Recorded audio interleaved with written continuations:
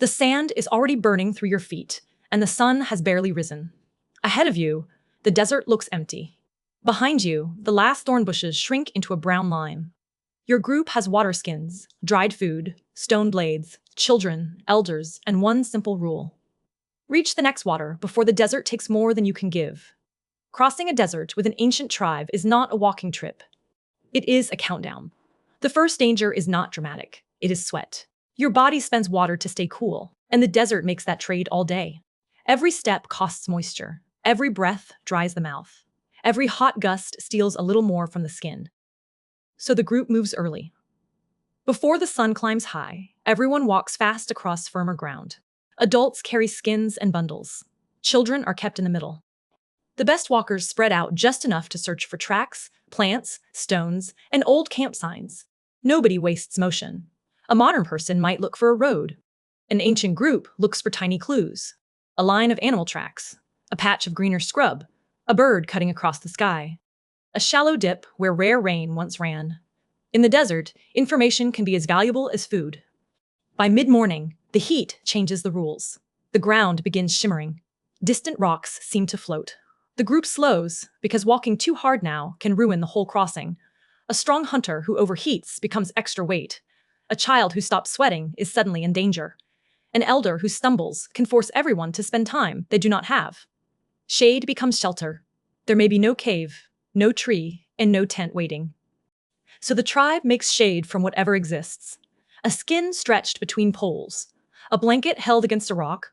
Bodies clustered beside a low ridge where the shadow is barely wide enough. It is not comfortable. It is survival math. Resting in the day feels wrong, because the destination is still far away. But moving under the highest sun can spend tomorrow's water before tomorrow begins. Then the rationing starts. A water skin passes from hand to hand. Nobody drinks until full. The goal is to keep the body working, not to feel good. Too much water too early leaves nothing for the weakest person later. Too little water now turns thoughts slow and legs clumsy. Food becomes strange too. Dry meat and seeds give energy, but eating makes you thirstier. The group choose small amounts and waits. Hunger is uncomfortable. Thirst is command. Afternoon is when mistakes grow teeth. A person walks toward a bright shape that looks like water and finds only glare. Someone follows a promising trail and discovers tracks circling back into emptiness. A dropped bundle spills food into hot sand. A cracked water skin darkens the ground, and every face freezes. The desert does not need to attack. It only needs you to choose badly. As the sun lowers, the group moves again. Now shadows stretch across the sand. Feet are sore, shoulders ache. The children are quieter. The adults watch the horizon for any sign that the route is still right. Night sounds like relief, but it brings its own problem. Deserts can lose heat fast. The same place that baked you all day can chill you under a clear sky. The group huddles close. A small fire helps if fuel was carried or found, but wood is heavy, and desert plants are rare. Without enough fire, bodies become the shelter. Sleep is thin. Someone stays awake to watch the dark.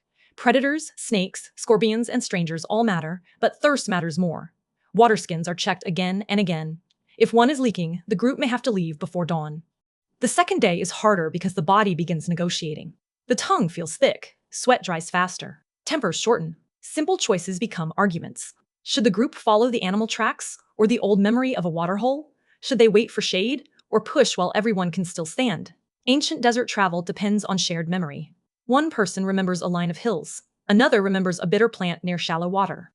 Someone else remembers where a storm once filled a hollow. The map is not paper. The map is the group. If the memory is wrong, the desert gets bigger. At the worst moment, the group finds a sign. Green reeds in a dry wash, insects gathering over a low patch, birds dropping toward the same place near sunset. People who were stumbling suddenly move with purpose. Water may not appear as a blue pool. It may be mud. It may be a seep under stones. It may require digging with sticks and hands while everyone waits in silence. The first wet sand is not victory yet. It is permission to keep trying. When water finally gathers, nobody celebrates loudly. They drink carefully. They fill skins. They cool the weakest. They decide whether to rest, turn back, or keep crossing before the heat returns. That is the real answer. An ancient tribe survives a desert crossing by treating the whole landscape like a dangerous machine. They move at the right hours. They read tiny signs. They ration before panic.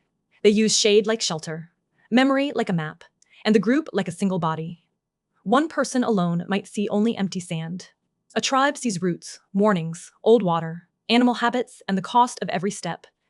The desert is still stronger than any one human, but a group that knows when to walk, when to stop, and when to trust a tiny patch of green can cross a place that looks impossible.